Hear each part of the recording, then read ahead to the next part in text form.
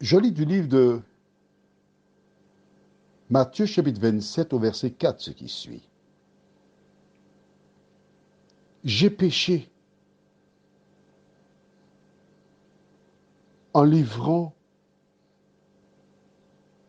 le sang innocent.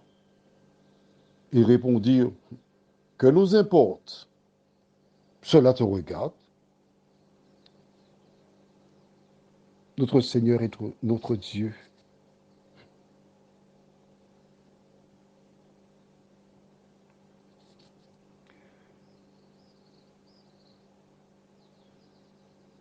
L'attitude de Judas me laisse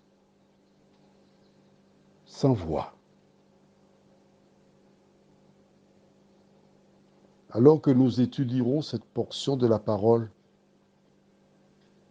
que ton esprit, une fois de plus, nous vienne en aide, nous dirige dans toute la vérité, nous t'en prions, au nom de Jésus, pour ta gloire éternelle. Amen. Nous avons vu hier comment il était désemparé. Son projet ne se réalise pas.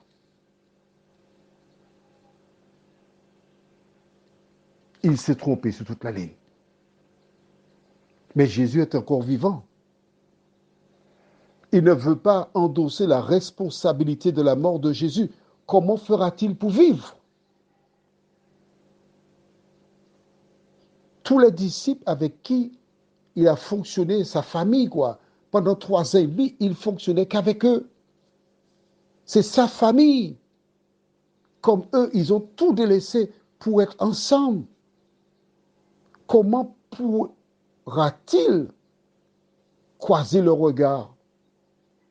Comment pourra-t-il dormir quand il repassera en revue tout ce qu'il a vécu avec Jésus, tous les miracles, toutes les personnes avec qui il avait contact? Comment pourra-t-il vivre?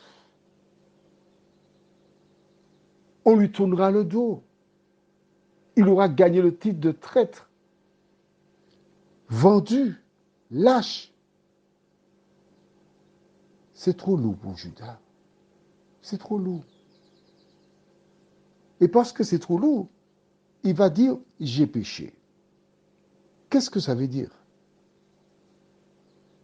Il va certes énoncer en livrant le sang innocent, mais en même temps, il a transgressé la loi de Dieu. Car 1 Jean 3, verset 4 déclare, quiconque pêche transgresse la loi. Il s'est laissé tromper par l'ennemi, qui est devenu son Dieu.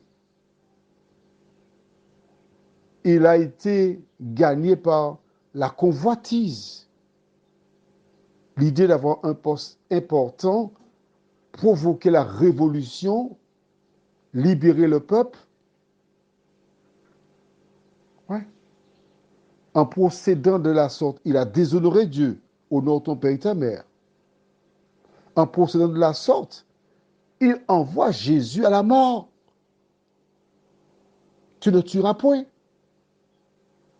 Pour toutes ces raisons, il va vers ces hommes, entre guillemets, de Dieu, je dis bien entre guillemets, souverain sacrificateur, en disant, j'ai péché. Ils savent ce qu'est le péché.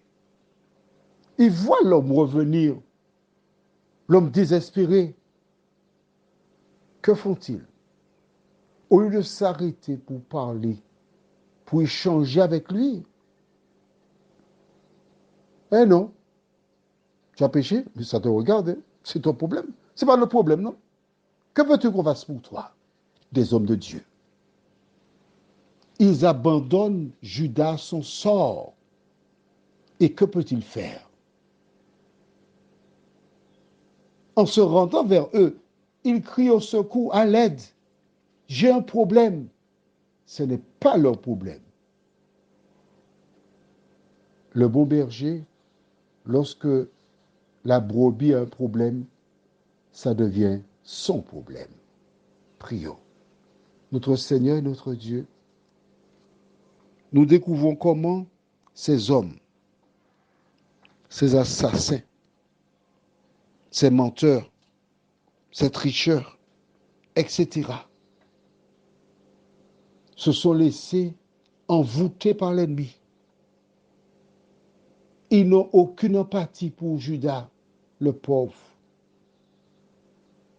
Seigneur, quel que soit ce que l'homme pourrait faire, aide-nous à l'entendre, à trouver des mots d'encouragement pour l'aider. Nous t'en prions au nom de Jésus pour ta gloire éternelle. Amen. Je te souhaite une bonne journée. Hier, j'ai dit bonne nuit.